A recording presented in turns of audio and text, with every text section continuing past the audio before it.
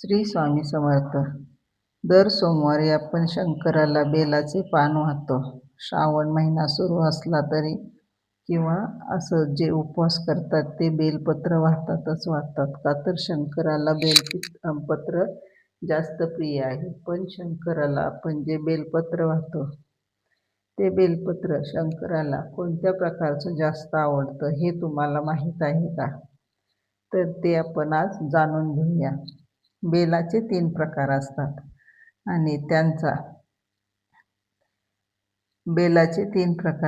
आणि त्यांचा खूप मोठा दृष्टांत जीवन जगण्यासाठी बोध देतो आपल्याला. श्री स्वामी समर्थ. भोळ्या शंकराला अतिशय प्रिय असलेले बेलाचे पान. त्याचे फक्त 3 प्रकार असतात आणि प्रत्येक प्रकार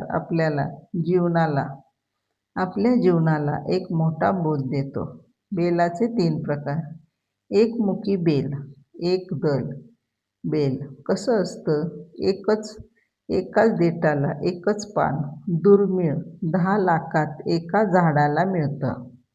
दृष्टांत काही. एकमुखी बेल म्हणजे एकनिष्ठ भक्त, ज्याचं मन, वचन आणि कर्म एकच आहे, जो फक्त एकाच ध्येयासाठी जगतो, देवासारखं किंवा देवासाठी.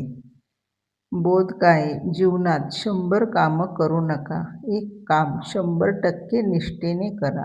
जसं एकमुखी बेल दुर्मिळ आणि अनमोल आहे, तसंच एकनिष्ठ माणूस पण अनमोल असतो. देव अशाच भक्तांवर लगेच प्रसन्न होतो. पंचमुखी बेल, 5 दल बेल. कसं असतं?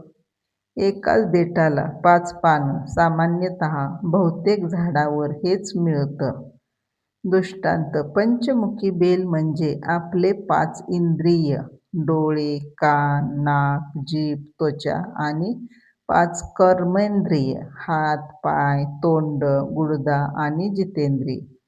बोध. संसारात राहून पण या 10 गोष्टींवर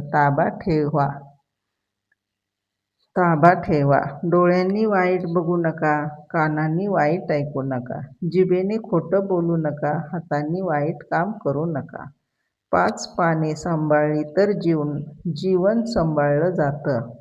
शंकराला पंचमुखी बेल वाहिल्याने 5 पिढ्यांचा उद्धार होतो. दृष्टांत. त्रिदल बेल म्हणजे त्रिदेव आणि त्रिगुण. 3 पानं ब्रह्मा, विष्णू, महेश. 3 पानं सत्व, रज, तम. 3 पानं भूत, भविष्य, वर्तमान. खूप मोठा बोध आहे हा. बेलाच्या 3 पानांच्या मधोमध एक देठ असतो. तो देठ म्हणजे तुमचा आत्मा. 3 पानं म्हणजे तुमचे 3 अवतार. पान 1. भूतकाळ. जे झालंय ते विसरून जा. पान 2. वर्तमान काळ. जे आहे त्यात जगा. पान 3. भविष्य. ज्याची चिंता करूच नका. आणि मधला देठ श्रद्धा. जोपर्यंत देठ मजबूत आहे तोपर्यंत 3 पानं हिरवी राहतात. देठ तुटला की 3 पानं गळतात. बोध. तुमच्या जीवनात भूतकाळ, वर्तमानकाळ, भविष्यकाळ हे 3 पाने आहेत. त्यांना जोडणारा देठ म्हणजे श्री स्वामींवरील श्रद्धा. श्रद्धा आहे तर 3 काळ पण सुंदर होतील. बेल वाहण्याचा खूप मोठा दृष्टांत आहे. एकदा एक भक्त शिवलिंगावर रोज बेल व्हायचा, पण त्याच्या जीवनात काहीच चांगलं होत नव्हतं. तो नाराज होऊन शिवाला म्हणाला, मी 1 वर्ष झालं बेल वाहतोय, पण त्याचं फळ मला काय मिळालं?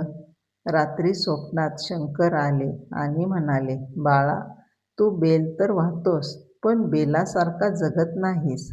बेलाचा काटा असतो, पण फळ गोड असतं. तू पण काटेरी बोलतोस, पण आतून गोड आहेस. बेलाचं पान 3 दलांचं असतं, पण एकत्र असतं. तुझ्या घरात 3 जण आहेत, पण एकत्र नाहीत. बेल तोडल्यावर पण 15 दिवस ताजा राहतो. तू संकटात 15 तास पण टिकत नाहीस. बेल व्हा, पण बेलासारखा बन. दुसऱ्या दिवशीपासून तो भक्त बदलला. 6 महिन्यात त्याचं जीवन बदललं. सारांश: बेल आपल्याला काय शिकवतो? बेलाचे प्रकार. तो काय शिकवतो? एकमुखी: एकनिष्ठ राहा, एक ध्येय ठेव. पंचमुखी: 10 इंद्रियांवर ताबा ठेव. त्रिदल: भूत, भविष्य, वर्तमान. श्रद्धेच्या देठाने जोड. सर्वात मोठा बोध: बेल बाहेरून कडक आणि काटेरी, पण आतून औषधी. तुम्ही पण बाहेरून कठोर, पण आतून मऊ आणि प्रेमळ बना. आणि लक्षात ठेवा, बेल वाहने महत्त्वाचे नाही, बेलासारखे जीवन जगणे महत्त्वाचे आहे. ओम नमः शिवाय. श्री स्वामी समर्थ. कुठल्या बेलाचा प्रकार तुम्हाला सर्वात जास्त भावला ते मला कमेंटमध्ये सांगा. आणि तुम्ही पण तुमचं जीवन बदलू शकता, दुःख कमी करू शकता. बेलासारखे बना आणि ते बेलाचं पान शंकराला जर अर्पण केलं तर तुमचं कल्याण झाल्याशिवाय राहणार नाही. ओम नमः शिवाय.